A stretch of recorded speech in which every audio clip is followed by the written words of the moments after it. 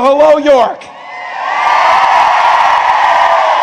Before I start, I just have to admit, that is the coolest thing I've ever got to do, is come off that bus. So that was really great. Jerry Ann, thank you. Thank you for coming over to stand with folks who care about the democracy and understanding we can work together for the good of this country. So thank you. And anytime I can be around your Senator John Fetterman, it's a good day. So look, he's doing an incredible job, but I always say this back in Minnesota. He is the only guy in America that can dress down better than me. So I appreciate that. I follow his lead. Look, we got some work to do, but I've also had the privilege when I was in Congress to serve with one of the most honorable, effective senators. You got to send Bob Casey back to the Senate. So you've got to. And I'll tell you, when I don't watch a lot of the pundits or whatever, but I will tell you the one who speaks the truth, and every time I hear her when she's on, I'm like, whoever she's representing is damn lucky. Madeline Dean is doing a hell of a job, so she's amazing. And then A.G. Henry is here, and we were just discussing, as a governor, having an A.G. that has your back matters more than anything, so really appreciate that. And to Pennsylvanians, of course, it's who you are, and to the EMTs, thank you for the incident we had, for taking care of folks. My wife is always reminding me to stay hydrated too, so it sounds like folks are okay. But look, I do want to start out on that note, saying for all of us, our hearts, thoughts, and prayers are going out to our neighbors, the folks across the Southeast United States. They're still in the midst of a catastrophe from the damage of Hurricane Helene. Families lost homes, and too many loved ones have lost their lives. I know President Biden, Vice President Harris, my fellow governors and state and local officials of the impacted states working round the clock to help and protect their people. Vice President Harris was going to be here today. She's on the ground right now in Georgia, making sure folks are doing what they can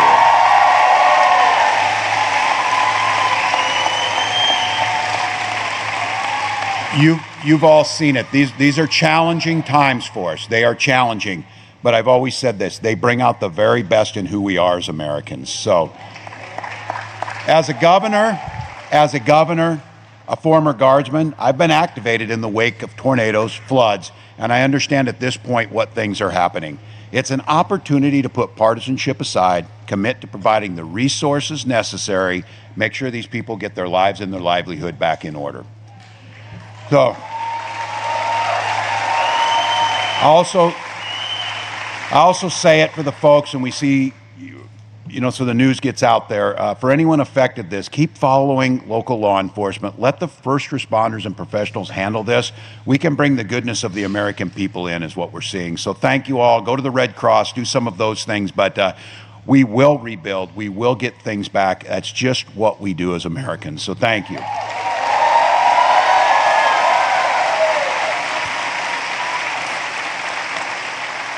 So I know it was a beautiful Tuesday night. Anybody watch the debate last night? Look, not bad for a football coach, not bad. So you also saw something interesting. We had a civil but spirited debate. And I did not underestimate Senator Vance is a slick talker. He could. But I also called out there, you can't rewrite history. You can't rewrite history. And trying to mislead us about Donald Trump's record, that's gaslighting. That's gaslighting. So on the economy, reproductive freedom, housing, gun violence, look, they tried to tell us last night, wow, you should be happy. Donald Trump tried to save Obamacare. Are you kidding me? He spent his entire presidency trying to eliminate it. But I'll tell you, I think some of you saw this. When you're governor, congressman, you're trying to solve problems, or whatever, you want a straight answer on something. The moment that really stuck out is I just asked the simplest of all questions that every single American should be able to answer. I asked him if Donald Trump lost the 2020 election.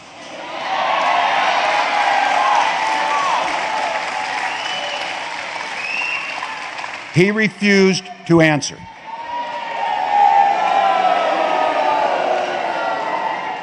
We have an EMT, we need someone with water right here, center back, right in front of the media. You have somebody? There we go. There he is. You guys got water? Yeah, you're right. We probably should. That's a good point. Think about it. We got somebody on it? All right, thank you all. Thank you. But look, I think you can feel the difference, because what I was doing last night and the way I understand the job I'm asking the American people to entrust me with and to entrust Kamala Harris with, I was speaking to the American people last night. It felt, especially in that moment to me, that Senator Vance was speaking to an audience of one.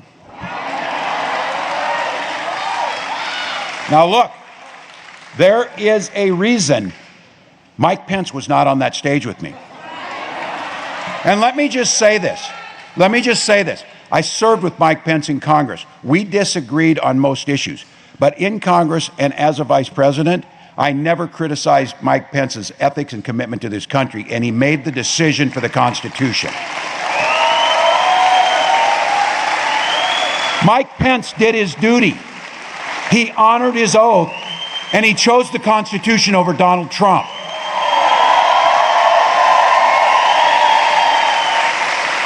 Understand, in that 88th minute last night, with that damning non-answer, Senator Vance made it clear he will always make a different choice than Mike Pence made.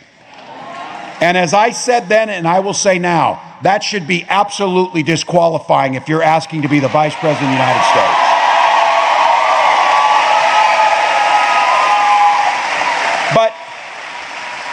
But our democracy is strong, and we know that campaigns are supposed to be about giving a vision.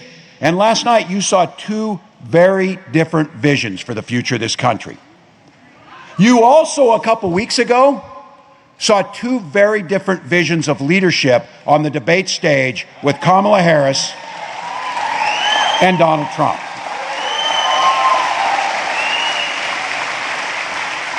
Presidents' words mean something.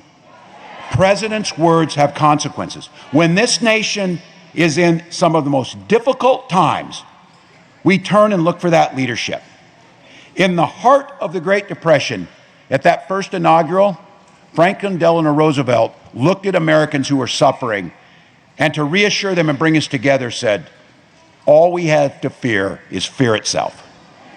And it is a quote that echoes through history because it went to who we are. And what he was talking about was rallying together. When communism was on a spread, when the Russian Empire was spreading, Ronald Reagan stood there and said, Mr. Gorbachev, tear down that wall. And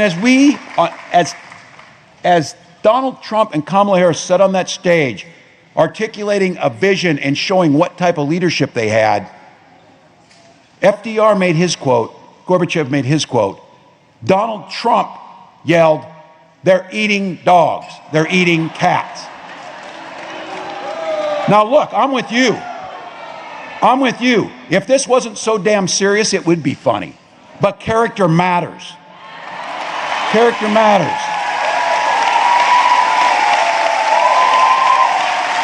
And Kamala Harris has it.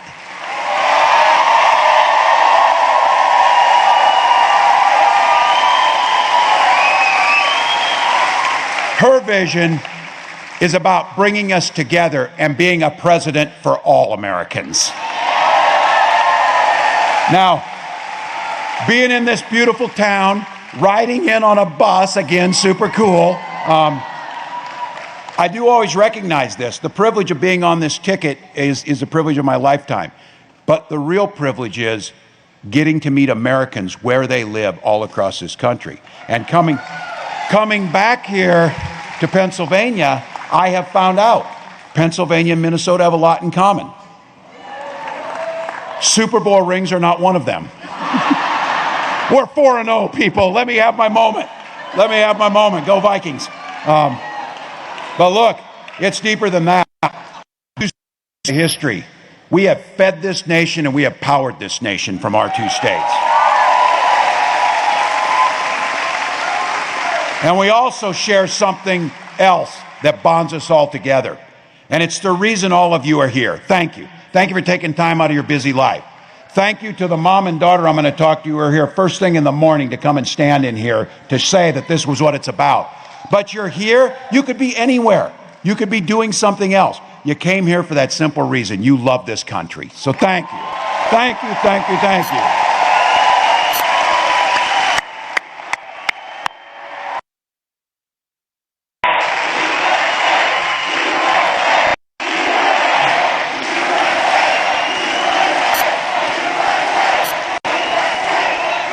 It feels good when we know we're united.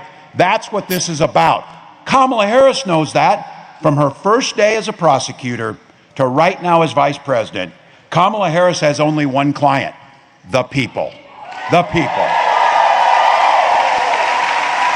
She did her job to protect us. She took on the predators. She took on fraudsters trying to rip people out of their houses, and she took on transnational gangs and corporate interest. And the story that needs to be told, and you see it, she did it by reaching across the aisle to find solutions. That matters. It matters.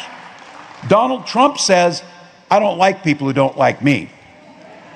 I got off a bus last time, I believe it was here in Pennsylvania, one of the first times off that bus, and there were supporters just like you. And on the other side, there were supporters that weren't. And I said, I can always tell they had on red hats and they weren't supporters. But Kamala Harris turned to me and looked me in the eye. She said, Tim, never forget, we work just as hard and our policies matter for those people and those people. We're in it together. We're in it together.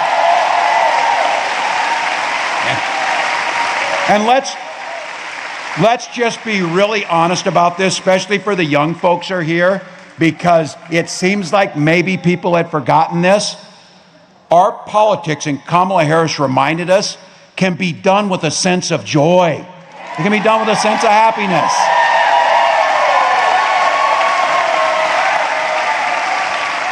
Look, I am proud to be the running mate with this incredible leader.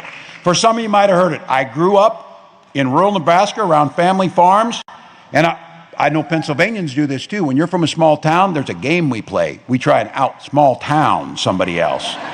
So I tell them 400, and they're like, yeah, it's about the same. And then I say, I had 24 kids in my class, but it seemed like about 12 of them were cousins, so that's a little different.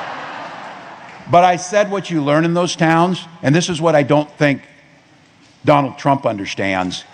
You learn about the idea of taking care of one another. You understand that. You learn how to help each other.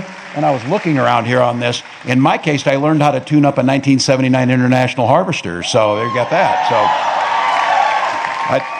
I'm glad it wasn't green over there. I'd have felt bad saying this. But look, you know your responsibility is to the common good. It's not about driving, and Kamala Harris says this often too. Leadership is not about who you can push down, it's who you can lift up. It's that simple. So I'll tell you, my neighbors, they saw me, they sent me to Congress, a pretty red district. I think they told me we had one other Democrat since like 1892 in that district, but my constituents sent me there. So my job was to find a solution for them. Worked across the aisle to pass farm bills together to make a difference in people's lives. Worked and became the ranking member on Veterans Affairs, and we expanded veterans benefits. We made sure crop insurance, farm education, beginning farm and rancher, job training. Those are things that people are concerned about. That's the things people are sitting in your communities talking about. They're not sitting around talking about banning books. They're asking how to make child care affordable. And they want an answer that's not just a bunch of things. They want answers. Those are the values that have animated the public service of myself and, of course, of Vice President Harris, too. And here's the thing. I think that's what you're here for. Those are the values we're taking to the White House. Those are the values.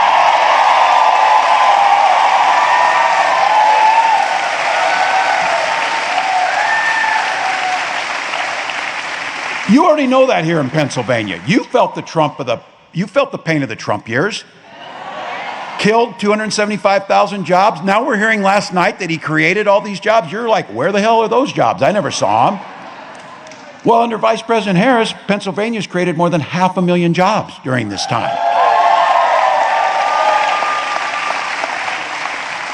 Look, Kamala grew up in that same middle-class family. She knows the economy works best when it's fair.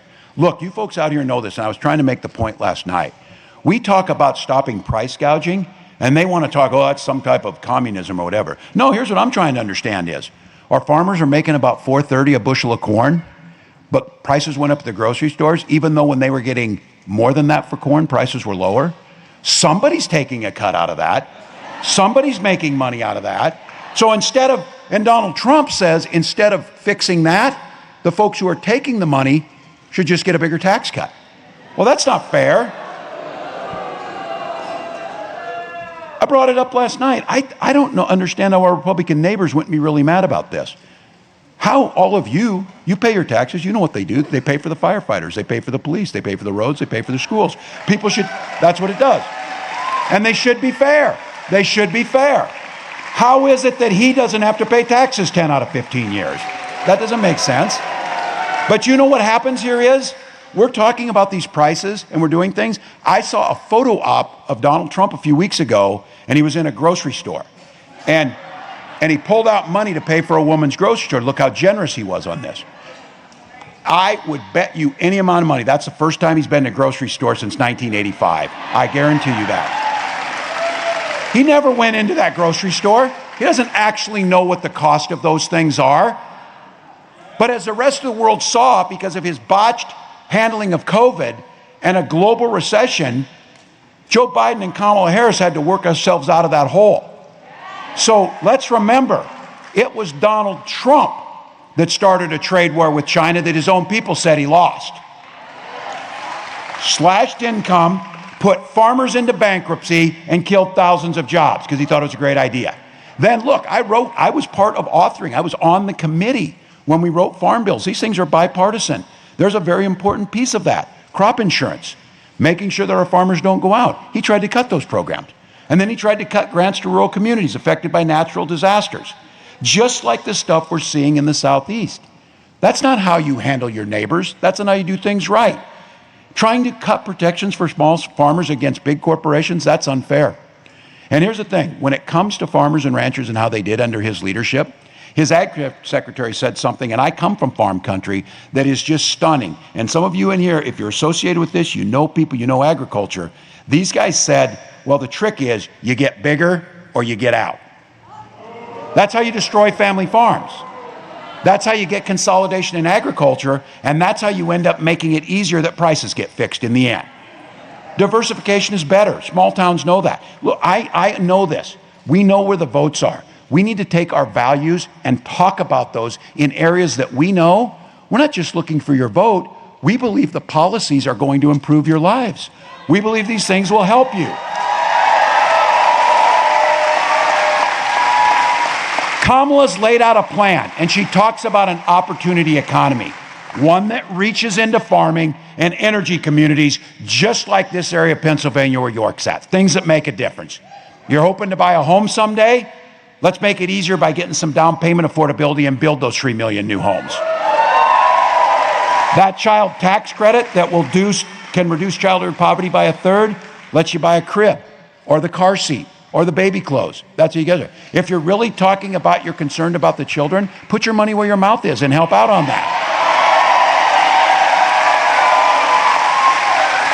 And again, if you're getting squeezed on grocery, prescription drugs, let's take on the price gougers in Big Pharma.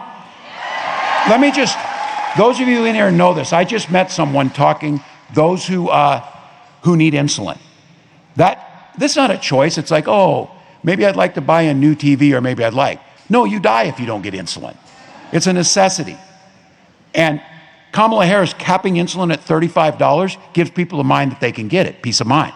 We did it in Minnesota, and you know what it took to get it done?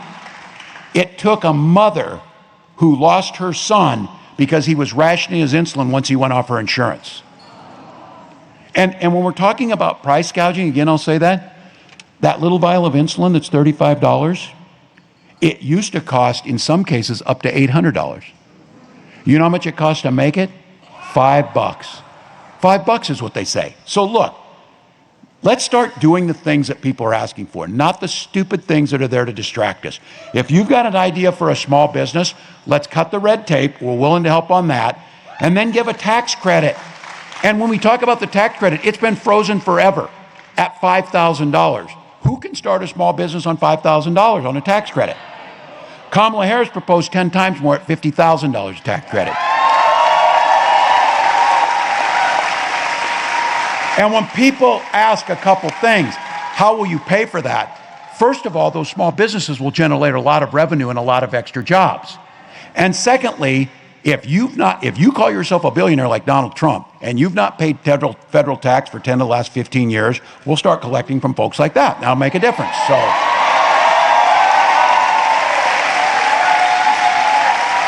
and in rural communities, start connecting through rural lenders so that we're keeping the money in communities for investments in those jobs in rural communities. If you live in the heartland and you want to start that small business, there's a program called Rural Partners Network that starts to make sure and expand that nationwide, that makes sure these communities can thrive. And I keep talking about this. People are concerned, small communities. My small community, when I lived there, was bigger, and it continues to drop down. We have speculators. You heard last night that it's immigrants. They're taking all the housing. How are they getting a loan when we can't in some cases? But the question is, you don't ever question the speculators that buy them? That's what Kamala Harris is talking about, making it free. Making sure that freedom is there and making sure that it's fair. This idea that you can have an economy that works for everyone makes a difference. Now look, I want to be clear. We've got Republicans in the group here. And we've got them in our families. We got them in our families. Look, the Republican Party has added much to this country. We need them back again. Because that Republican Party used to talk about freedom and fair economy, and they meant it. Turns out Donald Trump's people and their definition of freedom is freedom to invade your doctor's office. Freedom to invade your bedroom.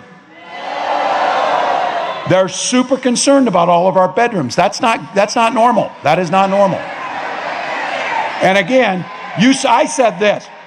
Well, and again, it said, look, I don't like, as a teacher, I said this, that you should quit, calling people weird. I said, then quit doing weird things. And that's how that works. But with that being said, we're just simply asking this, and I said it. This is where the Republicans in the group, this is core to the Republican Party. The idea of making sure that government was there to provide the services that it should. Build the roads, do the schools, provide public safety. A lot of old school Republicans just concerned it got into other things. That's a fair discussion. But the one core of that Republican Party was, and I say this often, I might not make the same choices you make in your life. I might not see it the same way. That's fine to have that difference. But the thing is, we respect those personal differences. Those are yours to make. Those are not me to make. You certainly don't want Donald Trump making them. So I started with the have a lot in common. I will guarantee you this isn't just a Minnesota phrase. Mind your own damn business. We'll get along better. Get along better.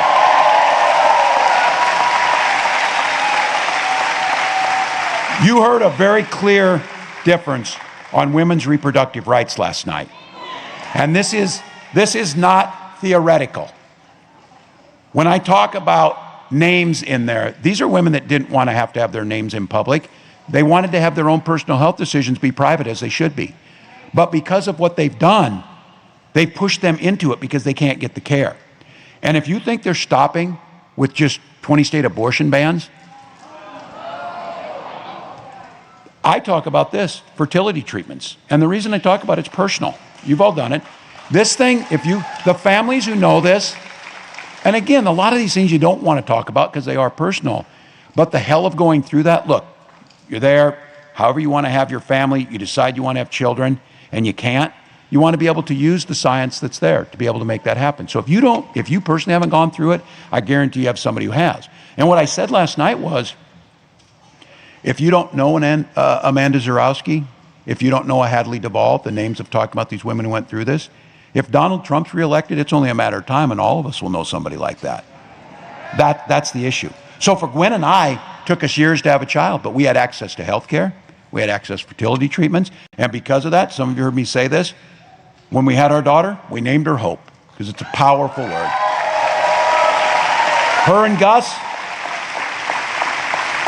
her and her brother Gus are our whole world. We talk about them often. But that's what, yeah. So, you know, and that's what this election is about too. But my wife, who's a very practical Midwest Lutheran English teacher, she often says, hope's the most powerful word in the universe, but it's not a plan. Folks, we got to have a plan to make sure that we win this thing. We got to have a plan to make sure we get it done. Because when Vice President Harris talks about freedom, she means your freedom to make your personal health decisions, choice about your families. And this is my appeal to Republicans. When did the Republican Party think it was okay for politicians to make personal choices about your life? That's not okay. And the freedom of our seniors to retire with dignity by strengthening Social Security. We didn't get to talk about it last night. I didn't get to talk about it much last night, but this is how they think about things. Donald Trump called Social Security a Ponzi scheme. And Senator Vance said it was the biggest roadblock to fiscal sanity. Look, if you've got $1 billion and you're not paying your taxes, I don't think you give a damn if the Social Security check comes or not. But if you're like my nearly 90-year-old mom, she depends on that check. It's really important. And we paid into that system. It doesn't add to the national debt. And we talked about it last night, and I will not apologize for being passionate about this, and I'm going to continue to talk about it. Freedom to send our kids to school without worrying they're going to be shot dead. That's it.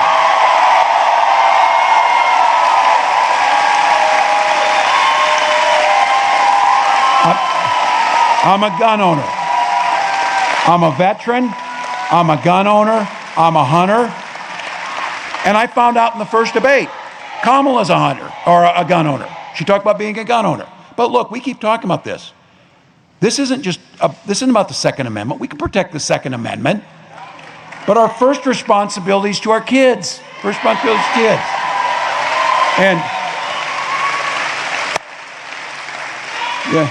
And the teachers. Yeah, as we said, after some of these mass shootings, Donald Trump and people said that Americans were traumatized, said we need to get over it.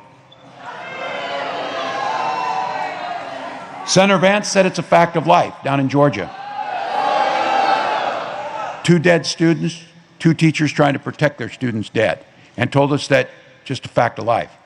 Kamala Harris said it doesn't have to be. It does not have to be a fact of life. So look, you know it. This is my line. My Lutheran choir wife would tell me this. I know I'm preaching to the choir. I know you know this. The choir needs to sing. We cannot afford 4 years of Donald Trump. We cannot afford 4 years of Donald Trump.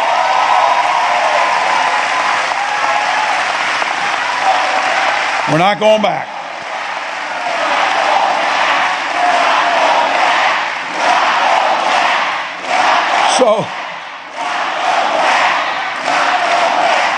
So last night, if you were watching that debate, just so you know, you have to agree on the rules, like 2 minutes, 2 minutes, 1 minute, 1 minute. Honest to goodness, and you heard it, Senator Vance clarified that. He said, when we agreed to this debate, we agreed there'd be no fact checking. He said it. He said it. We did agree to that. And, you know, they say that's meant to be. I would have spent my whole night saying, that's not true, that's not true, that's not true. But here's the thing. They helped us out with this. Because no matter what he said, we know what the playbook is. It's a little over 900 pages, and it's called Project 2025.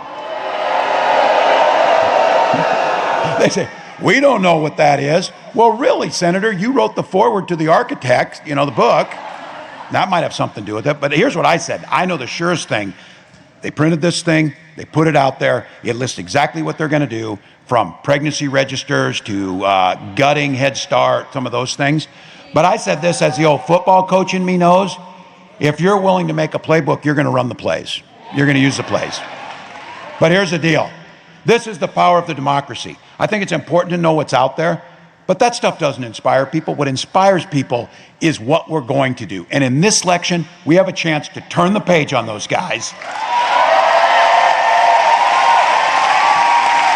Elect a new generation of leadership and chart the new way forward. All right, you know it. 34 days to go. Some counties, mail ballots have already been dropped. And don't forget here, October 21st, last day to register in Pennsylvania. Here's my pro tip to legislators in Pennsylvania. Do what we do in Minnesota. Get it to same-day registration. It shouldn't be hard to vote. Shouldn't be hard to vote. So here it is. This is our time. All gas, no brakes. And look at me, I'm trying to lead by example. We will sleep when we're dead because I'm not sleeping. So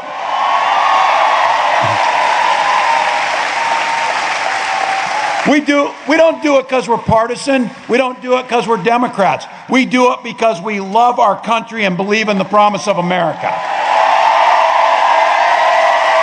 So you know it. As the next president of the United States says, when we fight, when we fight, there we go.